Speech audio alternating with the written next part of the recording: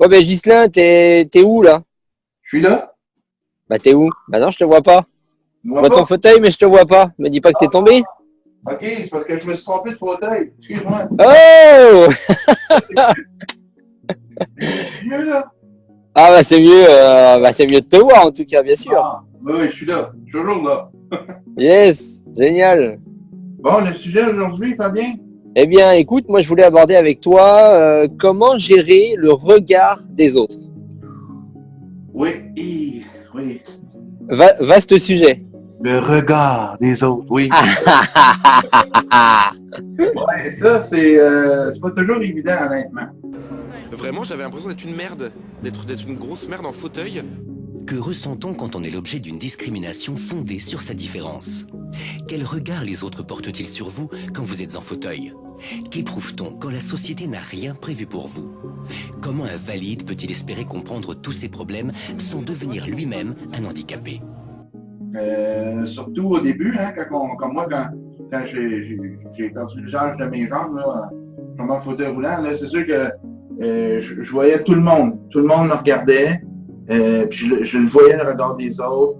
Ça m'énervait, je n'aimais pas ça pas en tout. Parce que je me disais, oui, je suis en fauteuil roulant, puis après, mais regarde. C'est comme ça, puis c'est normal. J'ai trois choses à dire là-dessus. C'est normal. Ça, c'est la première.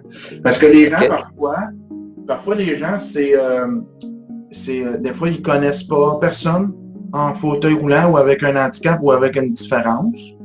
Donc, ils ne savent pas trop comment réagir. Fait que c'est juste, parfois, c'est juste de l'ignorance. Ben, dans le bon terme, dans le bon sens du terme, je veux dire. Là. C'est juste ça parfois. Moi, au début, c'est sûr que c'était pas évident. Comment premièrement, ce que j'ai fait pour passer, parce que le regard des gens est encore là aujourd'hui. Hein? Ça, c'est sûr et certain. Je suis encore différent, pareil comme il y a 28 ans. Le regard est le même, quoi. Oui, le regard est le même. C'est juste, c'est ma façon de percevoir les choses, puis aujourd'hui, ça ne me dérange plus. Parce que c'est normal. Même moi, là, je vais avoir une personne qui est différente de moi. Je vais la regarder, je le dis, c'est sûr, c'est normal. Ce que je fais, puis ce que j'ai commencé à faire, c'est que maintenant, ben, je leur dis bonjour. Quand je vois que les personnes me regardent, puis on le voit dans le regard aussi, parfois, c'est... oui, il y en a qui peuvent dire, ah, ils me prennent en pitié, j'aime pas ça. Ben oui, ça peut, c'est peut-être la pitié, c'est pas grave. Mais parfois, c'est comme je disais tantôt, c'est l'ignorance, ils sont intrigués aussi. C'est une ignorance, tu dis quoi? Ils sont intrigués aussi parfois. Intrigués. Bah, exactement, je pense que c'est ça aussi, c'est la méconnaissance en fait de tout ça. Exactement, ils ne savent pas qu'est-ce qui nous est arrivé, c'est une maladie, c'est un accident, etc. Fait, déjà, en leur disant bonjour, ben, on peut déjà briser la glace. Parfois, parfois c'est juste de dire bonjour, puis ça s'arrête là. C'est correct.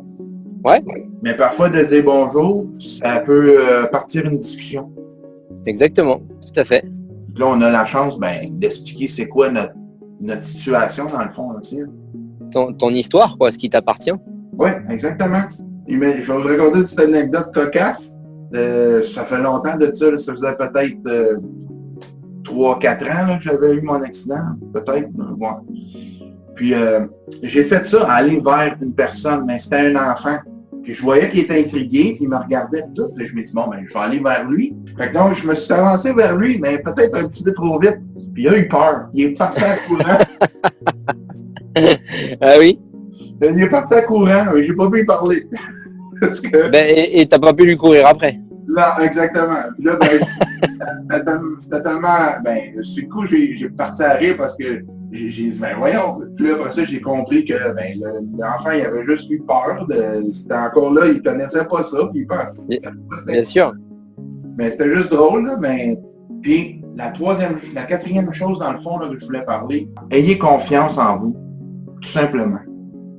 Ayez confiance en vos moyens, ayez confiance en ce que vous êtes capable de faire. Donc, ça, déjà là, ça va transpirer. Les gens vont le voir, puis vous verrez plus le regard des autres quand vous allez focusser sur vos capacités, vous êtes capable de faire des trucs, que ce soit aller au centre d'achat ou n'importe où, vous êtes capable d'y aller. Si vous partez de chez vous pour y aller, donc c'est parce que vous avez confiance, vous êtes capable d'y aller. Bon, si vous y allez, Laissez faire le regard des autres. Si vous les voyez, les regards, c'est correct. Vous allez les voir aussi, c'est normal. Vous allez les ressentir. Mais il faut passer par-dessus ça. Puis si vous avez la chance d'aller jaser, de parler avec les gens, bien faites-le. Ça va vous aider, vous, premièrement, vous-même, pour votre confiance. Puis deuxièmement, comme tu disais, Fabien, ça va aider les gens qui n'ont pas de différence à aller vers les gens qui ont des différences. Parce que on respecte tout et on mange tout. Ouais, carrément, bien sûr.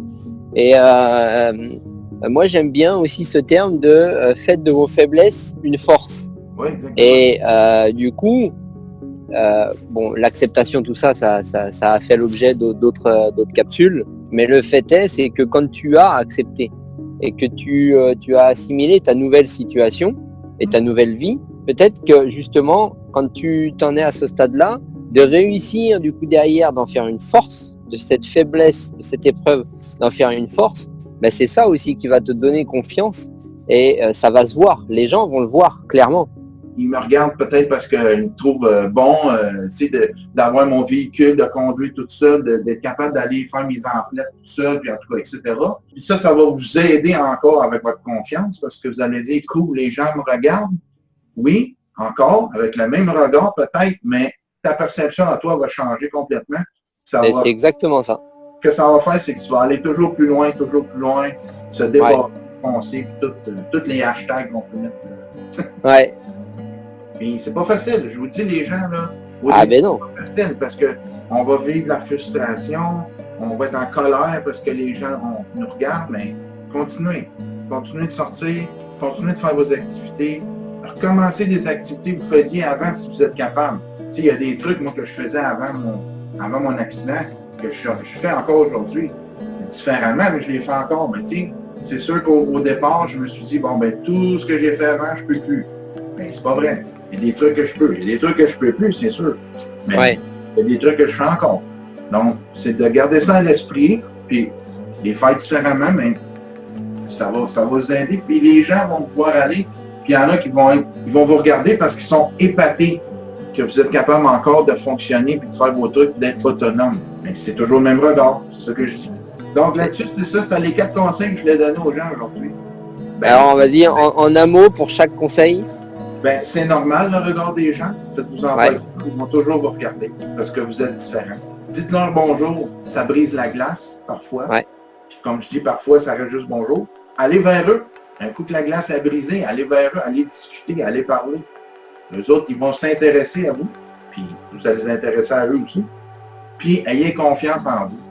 Ben, du coup, je dirais que même la 4e sera la résultante des 3 premières. Oui, exactement. Oui, parce que en faisant ça, veux pas, de fois en fois, la confiance va grandir, de fois en fois. À un moment donné, on va être super confiance. C'est le cadeau caché des 3 premières étapes, c'est la confiance. Oui, c'est ça, c'est le dessert, c'est le gâteau après avec les chansons. La surprise, bonus. Oui, c'est ça.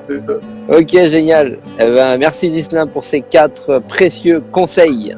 Ben, je te remercie Fabien, toujours un plaisir. Et surtout, n'oubliez pas, inspirez-vous.